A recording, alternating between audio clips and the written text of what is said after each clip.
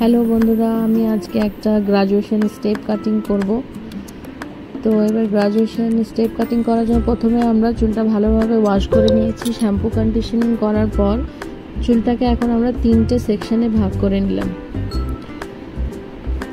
প্রথম সেকশনটাকে আমরা triangle section করে কেটে কাটবো। নিচের দিকে নামিয়ে ট্রায়াঙ্গেল শেপ করে ওপরের দিকে 120-তে তুলে নিচের দিকে নামিয়ে কাটিং করছি। পুরো হেয়ারটা ওইভাবেই কাটিং করব। ট্রায়াঙ্গেল করে ওপরের দিকে 120-তে তুলে নিচের দিকে নামিয়ে আমি কাটিংটা ফিনিশ করব। তো জাস্ট আমার প্রথম সেকশনটা এখন কাটিং চলছে। এরপরে ঠিক কানের ওপর থেকে নিয়ে আর একটা সেকশন বের করে একই নিয়মে আমি কাটবো। নিচের থেকে একটা করে গাইডলাইন বের করে নেব, ওপরের দিকে 120-তে তুলে নিচের দিকে আবার নামিয়ে কাটিংটা আমি করছি। পুরো হেয়ারটা ওইভাবেই আমি কাটিং করব একই নিয়মে। তো এবার ক্রাউন সেকশনটা কাটছি। ভালোভাবে ক্লিয়ার সেকশন বের করে নিচ্ছি, দিয়ে একটা গাইডলাইন নিয়ে নেব নিচের থেকে, তারপর কাটিং শুরু করব। এখন চুলটা একটু শুকিয়ে গেছে বলে আমি একটু ওয়াটার স্প্রে করে নিয়ে চুলটাকে ওয়েট করে নিলাম। তারপর ঠিক একই নিয়মে 120-তে ওপরের দিকে তুলে নিচের দিকে নামিয়ে আমি স্ট্রেটভাবে কাটিংটা করে নেব। ঠিক ওইভাবে কানের পাশ থেকে 120-তে তুললাম, ওপরে নিচের দিকে নামিয়ে ক্রপিং করছি এখন কাটিংটা। ঠিক একই নিয়মে ওই সাইডেও করে নিলাম। এখন ক্রাউন সেকশনে একটা গাইডলাইন নিয়ে ওপরের দিকে আমি চুলটাকে তুলে 120-তে উঠিয়ে চুলটাকে মেজার করে নিয়ে নিচের দিকে নামিয়ে আবার কাটিংটা কমপ্লিট করব। এখন সুন্দর করে কাটিং করার পর ক্রপিং করে নিচ্ছি যাতে চুলটাতে ভালো ভলিউম আসে।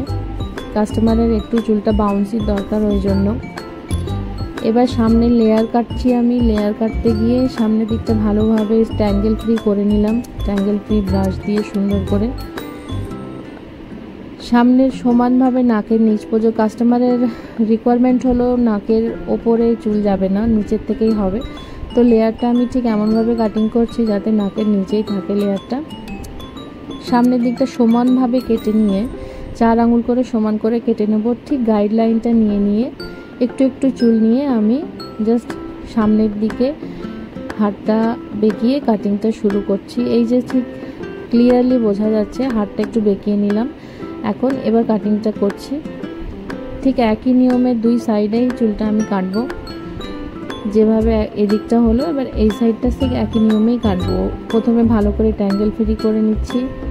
করার পরে সব চুলটাকে একসঙ্গে ধরে আমি সামনের দিকে ঝুঁকিয়ে ঠিক নাকের থেকে অপোজিট সাইডে বেঁকিয়ে আমি কাটিংটা করে নিলাম।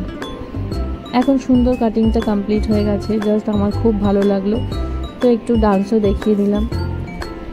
এবার আমি চুলটাকে সুন্দর করে সেটিং করছি। সেটিং করার পরে দেখা যাক কীরকম লুকটা আসে। একটু ব্লো ড্রাই করে নিলাম যাতে চুলটা আমি সেট করতে পারি সুন্দরভাবে। করা হয়ে গেল, ওই সাইডটা ব্লো ড্রাই করছি। এখন দেখা যাক কেমন লুকটা আসে। তো আশা করি ভালোই আসবে। বিশেষ করে কাস্টমারের ভীষণ পছন্দ, আমার হাতের কাটিং ওর খুব পছন্দ। এই যে আমাদের প্রথমের লুক, এখন এটা আমার কাটিংয়ের লুক। দেখুন, আপনারা সবাই বলবেন যে কাটিংটা কেমন হয়েছে, কিভাবে। আমি পুরো প্রসেসটা জানিয়েছি। এখন কাটিংটা কেমন লাগছে একটু জানাবে সবাই। ভালো লাগলে লাইক কমেন্টস করে দিও।